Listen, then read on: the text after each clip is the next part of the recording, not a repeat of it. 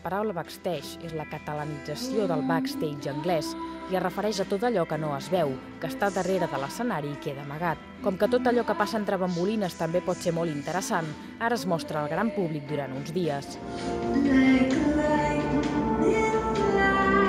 El backstage és una plataforma comissariada pel Mercat de les Flors i el Teatre Tantarantana per totes aquelles propostes d'arts escèniques que sovint es mouen pel circuit més alternatiu i que amb aquesta iniciativa sols obre una possible porta per accedir a noves possibilitats de mostrar el seu treball. Jo crec que l'existència de programes com el Backstage és un incentiu perquè els creadors es puguin plantejar treballs més personals de recerca, perquè saben que disposen d'un espai d'exhibició, disposen d'un espai on poden connectar amb un públic. Con encontrar un solo momento de intensidad en mi memoria me bastaría.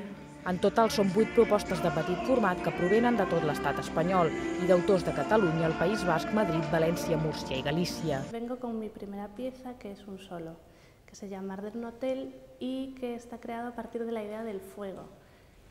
Surgió justo después de aquel año que en verano tuvimos en Galicia unos fuegos arrasadores y el resultado pues es una pieza que es un poco casi sobre mí y sobre el paralelismo entre las contradicciones personales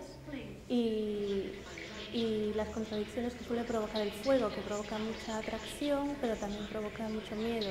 La consciència del nostre cos, de l'espai i de la seva relació, la improvisació i la voluntat per decidir lliurement, o la dansa com a via d'expressió i d'alliberament.